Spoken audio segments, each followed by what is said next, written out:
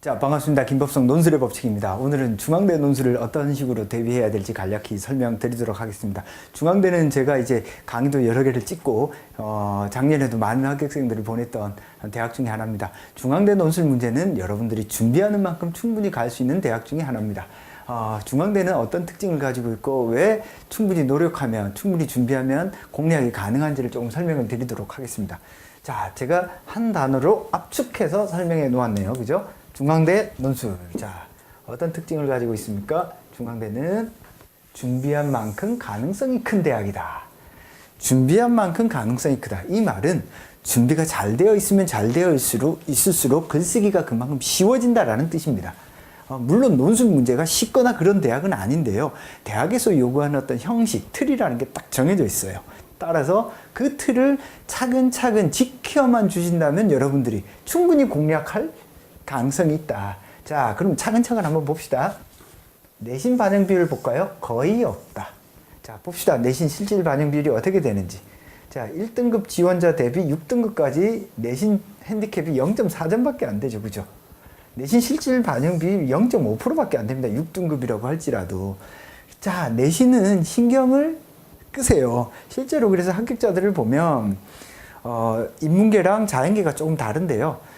자연계 합격자들은 한 5등급, 6등급 이런 애들이 나옵니다. 인문계 같은 경우에는 4등급, 3등급 이런 합격생들이 나와요. 따라서 여러분들이 인문계의 경우에는 한 4등급, 그래도 5등급 정도까지는 크게 뭐 무리가 없다.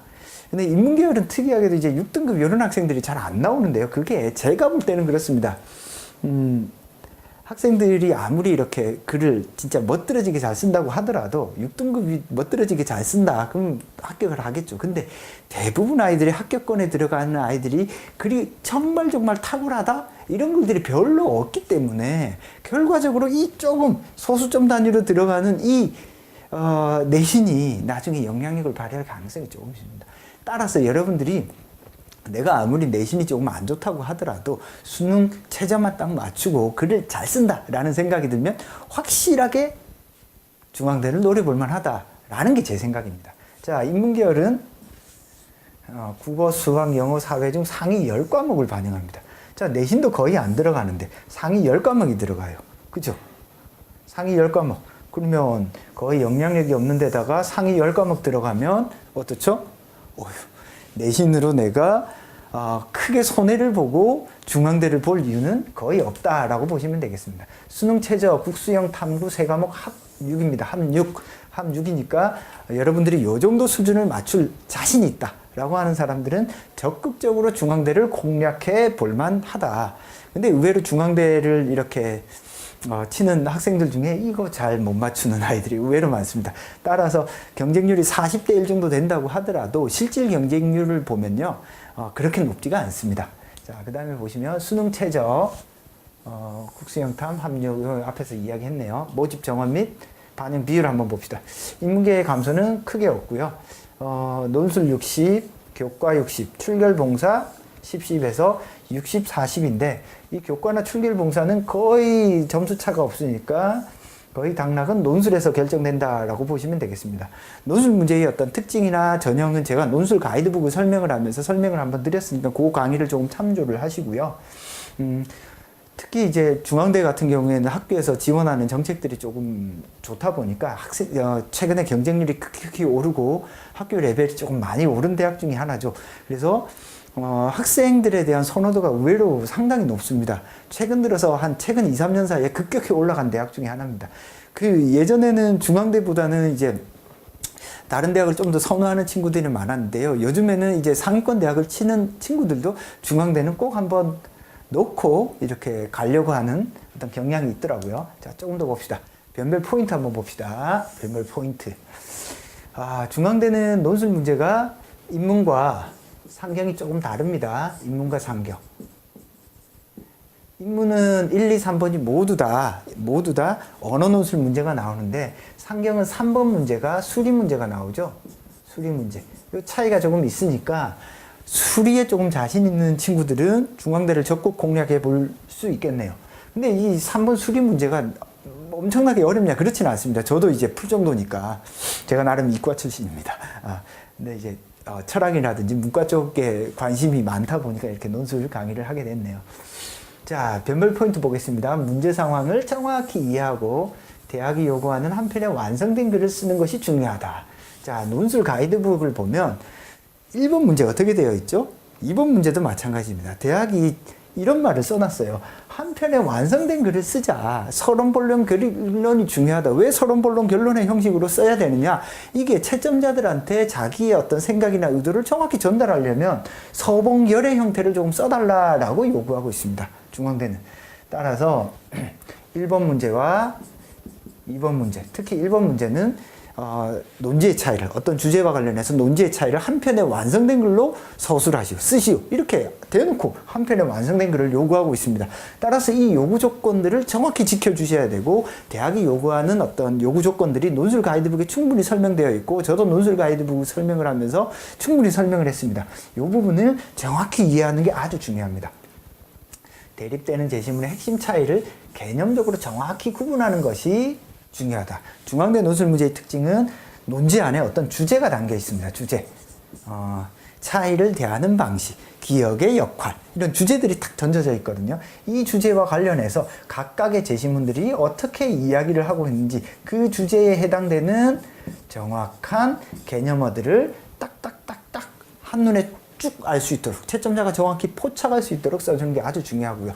상경의 경우에는 수리 문항은 무조건적으로 맞춰야 됩니다. 이 수리를 틀리잖아요. 그러면 좋은 결과를 얻기가 좀 어렵습니다. 수리 문제의 난이도가 그닥 높지 않기 때문에 그렇습니다. 과거에는 이제 제가 옛날에는 수리 문제도 다 설명을 했었거든요. 근데 요즘은 아예 수리 문제를 빼버렸는데, 옛날에는 보니까 확률 통계 쪽에서 많이 나왔는데 요즘은 제가 최근 1, 2년치 문제는 수리 문제가 어떻게 나오는지 아예 검토조차를 안 했어요. 그래서 수리 문항 같은 경우에는 거의 대부분이 맞추는 아이들이 통과를 하더라. 그래서 인문과 상경이 조금 포인트가 다릅니다. 인문은 1, 2, 3번을 한 편에 완성된 글로 일관성 있게 쭉 다 쓰는 게 중요하고요. 상경은 수리를 정확히 맞추고, 그죠? 1번, 2번을 잘 쓰는 게 필요합니다. 자, 합격자 특징을 보면 인문 같은 경우에 내신 4등급 합격자가 존재합니다. 실제로 내신을 조금 적게 보는 대학이다. 내신은 무시해도 되겠다라고 생각이 되는데요. 그렇다고 해서 뭐 5, 6등급, 6등급 그런 합격자들은 의외로 또 많이 나오거나 그러지는 않습니다. 그러니까 4등급 정도면은 내가 손해볼 건 없다, 이런 생각을 하시면 되고요. 상경의 경우 수리를 풀지 못하고 합격한 케이스가 거의 나오지 않습니다. 알겠죠? 무슨 말인지? 이건 수리를 맞춰야 된다는 뜻이네요. 대학에서 요구하는 바를 정확히 찾아서 가독성 있게 쓰는 것. 가독성 있게 쓴다는 말이 무슨 뜻이라고요? 한 편에 완성된 글을 쓰라는 뜻입니다. 자, 그 다음에 주제와 관련해서 제시문 간의 차이를 정확히 구별하는 것. 요거 논술 가이드북에 보면 뭐라고 나와 있냐면, 제시문 간의 차이를 다른 방식으로 서술했을 경우, 이것과는 다른 방식으로 서술하면 몇몇의 가점을 준다. 그래서 차이가 논리적이고 합리적으로 뭔가 타당한 방식으로 혹은 창의적인 방식으로 구별을 했을 경우에 가점을 준다라는 표현을 해놨어요. 그러니까 여러분들이 딱 어떤 특정한 틀에 맞춰서 정해져 있다라는 생각보다는 논리적으로 막 사고를 해서 다양한 어떤 탁월한 창의성 있는 글을 내려고 노력을 하신다면 인문에서도 이런 차이를 정확하게 드러내면서 창의력 있는 글을 충분히 쓸 수 있는 대학입니다. 자, 중앙대 그럼 어떤 식으로 해야 합격을 할까? 대비 방법입니다.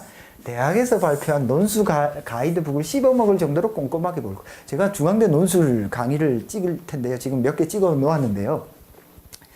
제가 다 설명을요, 물론 제가 해설을 쓰고 다 합니다만 가장 제가 중요시 여기는 게 논술 가이드북에 있는 포인트입니다. 이 포인트를 학생들이 정확하게 이해하는 방식으로 설명을 합니다. 그래서 여러분들도 논술 강의를 듣지는 않더라도 스스로 공부를 하려면 논술 가이드북을 일단 다 출력을 하세요. 아니면 학교에 요청을 하면 아마 보내줄 겁니다. 이 가이드북을 아주 꼼꼼히 보시는 게 아주 중요합니다. 아주. 알겠죠? 상경은 수리를 무조건 맞추어야 한다. 난이도는 높지 않으나 확률 통계에서 자주 출제됩니다. 인문은 낯선 주제, 뭐 기억의 역할, 차이를 대하는 방식, 뭐 이런 낯선 주제들이 많이 나옵니다. 이 낯선 주제를 제시문에 근거해서 읽는 연습이 아주 중요하고, 창의성 있는 글보다는 정확한 독해력을 요구하는 문제를 자주 출제합니다. 그래서 정확한 독해에 근거해서 꼼꼼하고 제대로 정확한 어떤 분석을 그래서 이제 낯선